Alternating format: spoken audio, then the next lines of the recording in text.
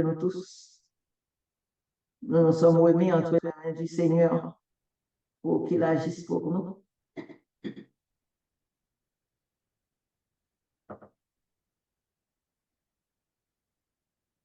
Il y a un écho.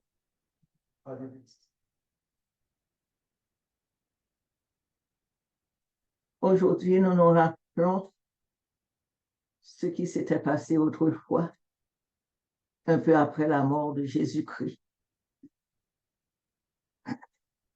Nous tous savions qu'il devait venir mourir pour nous, afin que nous ayons la vie. En effet, il a tenu parole. Il savait que c'est sa mort qui devait nous procurer la vie. Alors, nous en sommes heureux. Nous lui demandons de nous aider à regarder toujours à lui, à ses œuvres d'amour, pour que nous autres aussi, nous marchions dans la droiture et que nous brillions intensément pour lui. Nous pensons maintenant à ce qu'il a fait et comment d'autres ont apprécié sa mort. Mais à un certain moment, tout le monde n'avait pas compris. Oui, tout le monde n'avait pas compris ce que Jésus voulait faire. Un jour, après sa mort, d'ailleurs, il avait averti cela, il avait dit aux gens qu'il devait être maltraité, il devait mourir pour le salut de l'humanité. Mais plusieurs ont oublié ou bien n'avaient pas bien compris. Alors, nous voyons une scène qui s'est passée dans Luc 22.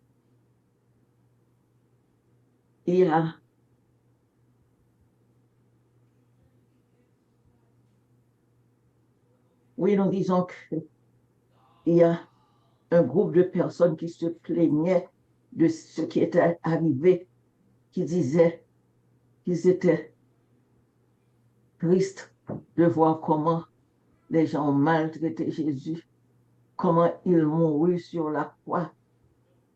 Mais malgré sa mort, certains ont su qu'il devait mourir et connaître la résurrection un peu après. Donc, des gens, et sur le chemin d'Emmaüs, marchaient, ils disaient, oh, c'est écœurant ce qui est arrivé. Oh, voici qu'il est mort depuis 3 jours et nous ne pouvons pas le voir. Nous étions toujours contents d'être en sa compagnie et maintenant, ces choses-là ne se font plus. Il est mort et c'est très écœurant. Donc, pendant qu'il marchait, un inconnu est venu auprès d'eux, disant, mais de quoi vous entretenez-vous en chemin comme ça? Nous voyons que vous êtes triste et c'est à peine si vous pouvez marcher très bien. Quelle est la cause de votre tristesse? Et puis, ces gens-là, de leur dire, les gens qui sont sur le chemin d'Emmaüs, disent, bon, êtes-vous le seul qui n'a pas appris ce qui est arrivé à Jésus de Nazareth? Êtes-vous le seul qui n'a pas compris? Et l'inconnu de leur dire, mais je souhaite que vous ne soyez plus triste. Est-ce que vous n'avez pas lu dans les Écritures ce que cette personne avait dit pendant qu'il était vivant. Vous n'avez pas lu ça? Ou bien vous avez oublié? Il a dit, oui, cette personne a parlé. Elle a dit ce qui devait arriver. Et les gens eux-mêmes étaient loin de ce que l'étranger leur disait. Et l'étranger a continué. La Bible, la parole de Dieu a bien expliqué ce qui devait se passer. Il a commencé à parler de Moïse, des prophètes, et il leur a expliqué dans toutes les Écritures ce qui concernerait cette personne-là qui est morte. Et puis, ils ont continué. Ensemble, ils ont marché sur le chemin pendant toute la route. Et ces gens-là, les disciples d'Emmaüs, ils ont été très découragés. Et le personnage qui les accompagnait essayait de leur donner beaucoup de courage. Et il a expliqué ce qui devait se passer. Il a expliqué dans toutes les Écritures ce qui le concernait. Maintenant, après avoir beaucoup marché, ils sont arrivés quelque part. Arrivés là, et le personnage en question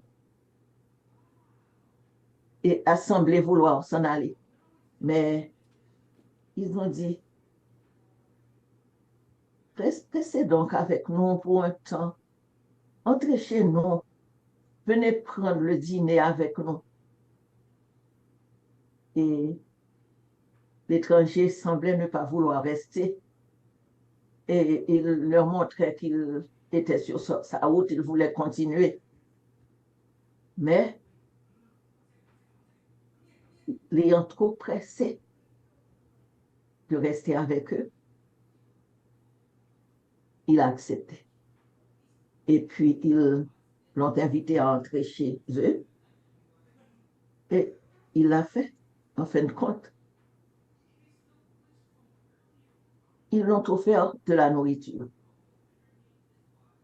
Et puis, il a accepté. Mais il savait ce qu'il allait faire. Il a accepté. Et pendant qu'il acceptait l'offre des gens, ils ont été très étonnés. Ils étaient très surpris parce que la personne qui constituait l'invité, la personne qui était leur invité, a fait une chose qu'ils savaient voir avant, une chose qui a soulevé une très grande surprise chez eux. Qu'a-t-il fait? Le repas était là, eux tous étaient à table, et l'étranger de faire un geste que les disciples ont coutume de voir, un geste qui ne leur était pas étranger, un geste bien familier. Et qui était cet étranger? L'étranger a levé la main et a béni la nourriture. Et tout de suite, il a disparu. C'était un grand étonnement pour les disciples d'Emmaüs. Et malgré leur faim, malgré leur fatigue, sur le champ, lorsque l'étranger a disparu, après avoir prononcé sa bénédiction sur le repas, tout de suite, l'étranger a disparu. Et maintenant, qu'ont fait les disciples d'Emmaüs? qu'ont-ils fait? Eh bien, malgré leur fatigue, malgré tout cela, ils se sont levés immédiatement et ont repris le même chemin, le chemin du retour pour arriver auprès des autres disciples. Ils ont marché vite avec beaucoup d'empressement. Ils sont arrivés là où les autres disciples étaient. Et il